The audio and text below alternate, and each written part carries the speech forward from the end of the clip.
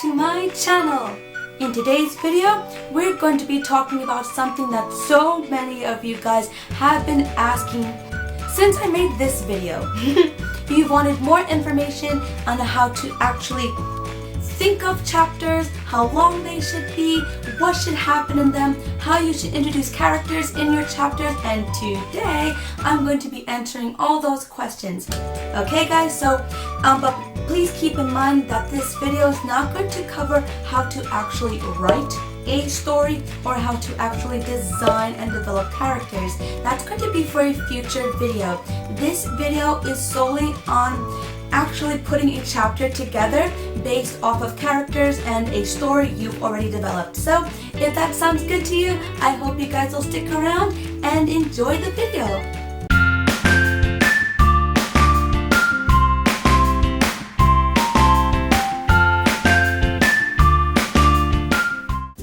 Hello my dears!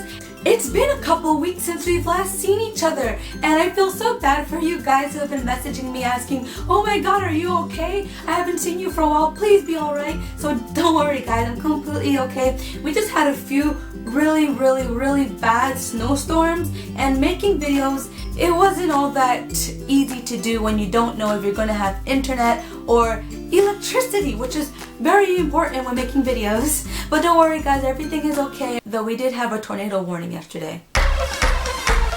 But it's okay.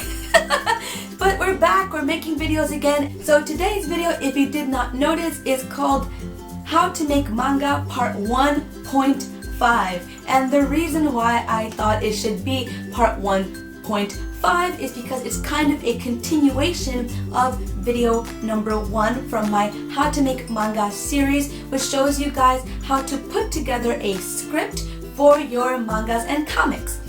But I realized that people who are watching that video were also people who are still developing their stories and may not actually have a clear idea of how they wanted everything to play out. But don't worry, this video is going to help those of you who are still developing your stories and still developing what you want to happen, how to introduce characters, and I have a few viewer questions here in my phone that I'll be answering as well that will also help you guys on your journey to developing your chapters. So if you guys find this video helpful, please remember to give it a big thumbs up so that I know you want to see more videos like this. And remember, I do all sorts of tutorials, writing tutorials, drawing tutorials, how to make manga tutorials, publishing, all that good stuff, and some funny vlogs about my life. So if any of that sounds like any fun for you, please do not forget to subscribe. So now that we got all of that out of the way, let's get started. Now, the very first thing I want you to think about when you are planning out your chapters is think of a chapter of your manga or comic, even your novels. Think of each chapter as an episode of a show. Like, think about comedy shows you enjoy. I'm even talking about sitcoms, I'm talking about cartoons, horror shows, just any type of show, okay? Because each one treats their episodes very differently depending on their genre. You have to set a goal for yourself. Set a goal for the chapter. What do you want the readers to learn about your characters? What do you want them to learn about the environment that your characters live in? Do you want this to be a flashback heavy chapter? Do you want it to be an action-filled chapter? And things cannot just happen for no darn reason. It needs to have, even if it's story B or C, it still needs to apply to something that's going to be happening later in the story or later in the chapter. So you really need it to be goal-oriented so that you can further the plot along. Think of any show like Supernatural or something along those lines, about how they structure an episode. Some shows like that are similar to Sailor Moon in the sense where they kind of have a monster of the day, and by defeating a monster they learn something new, maybe a new power. Sometimes it ends with a bit of a mystery. I like to say that chapters either end with a ah or a oh. So you really so a lot of shows like that where there's superpowers and there's monsters of the day tend to end with a oh. because they usually discover something. Then we have sitcoms like Friends, that's all about comedy and they're kind of like slice of life.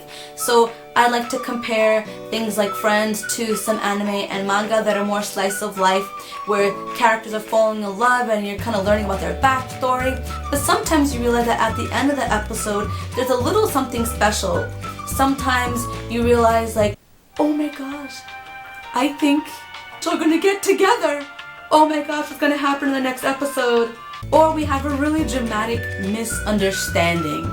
I also think it's really important to keep in mind the genre of your story, the age of the people who are going to be reading your story, and overall, what do you want people to know and feel about your characters. Now, introducing characters into your story. Be sure that you're not just throwing them in there and they get lost in the story. Be sure that you feed off of their personality and the role they play in the story when you introduce them. Like sometimes the character is really comical, so when they're introduced it's in a really comical scene. If it's a really powerful character, sometimes they're introduced in a way where they're actually saving someone and you're there thinking, whoa, who is this character? They're amazing.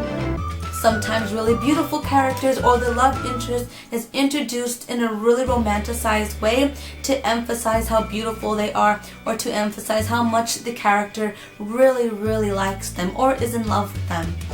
There are so many ways to introduce characters into your story, but it's also important to think about who they are and the role they play in your story when you introduce them, just to help with the plot. This I might actually use my own manga as an example.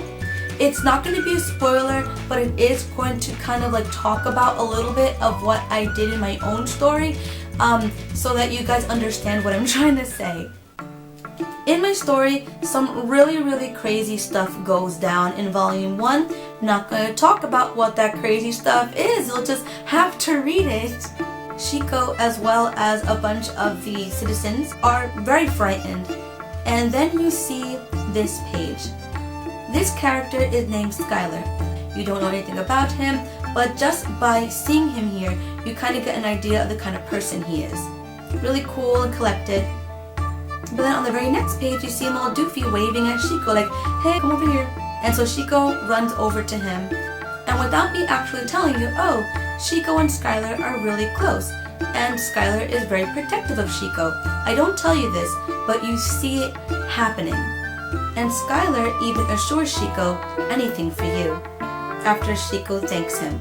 So without me even saying anything about their friendship or about how they met or anything like that, you know that they have a really close bond. So he wasn't just thrown into the chapter for no exact reason. Hi baby, hi baby, you look so fancy in your beautiful coat. Can I have a kiss?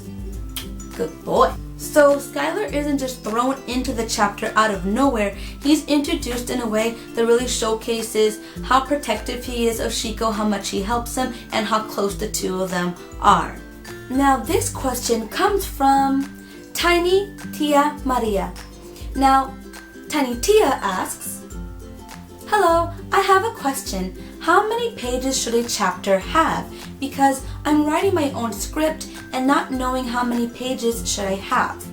And the answer is, it really varies on what happens in a chapter. Like for instance, I can fill up an entire maybe 2 or 3 pages describing a battle, and when I actually draw it, it only comes out to 1 manga page. And then I have other examples in my scripts where it's only like half a page of dialogue between some characters and it's a really funny scene.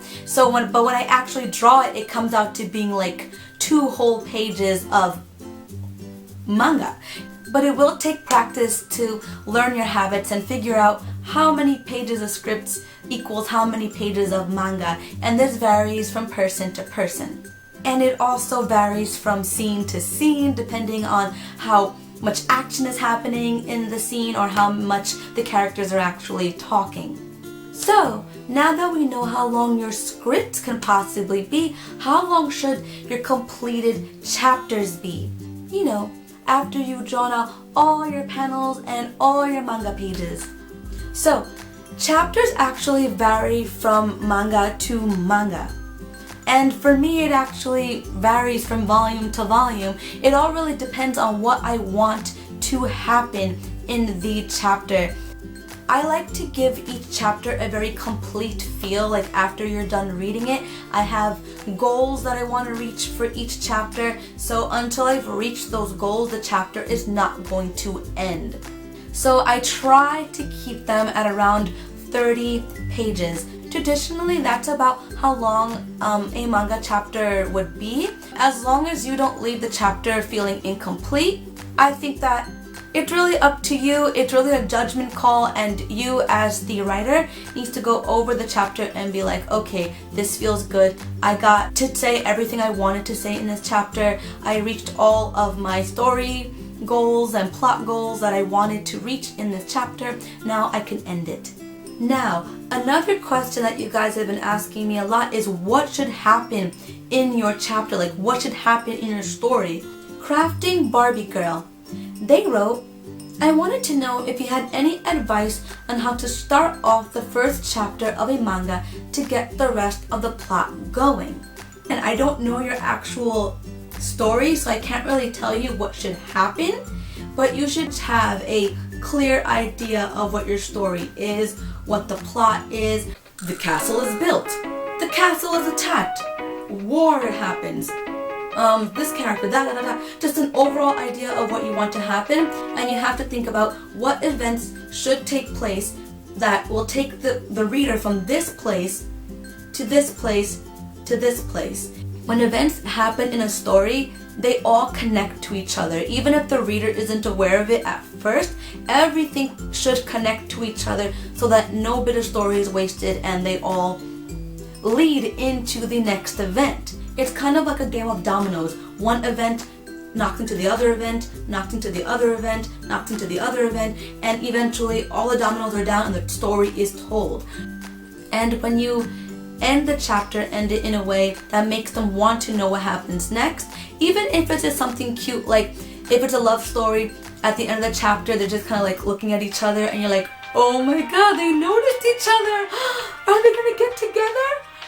So it's very simple, but that's how it is. Or like someone went missing or something, and then like you found their shoe in the street and you're like, oh my gosh, they were here. You know, like just there should be something to make them want to read the next chapter. I hope this video was super helpful for you guys. I hope that if you enjoyed it, that you won't forget to give it a big thumbs up, because it really means a lot to me and lets me know that I'm helping you guys and that you want to see more videos like this. I love making these videos for you guys. I love helping you guys out. So please support the videos. And also, if you'd like to learn more about this awesome, super fun manga making industry, please do not forget to subscribe so you will not miss out on any of my tutorials and fun, really weird vlogs about my life as a published author here in America.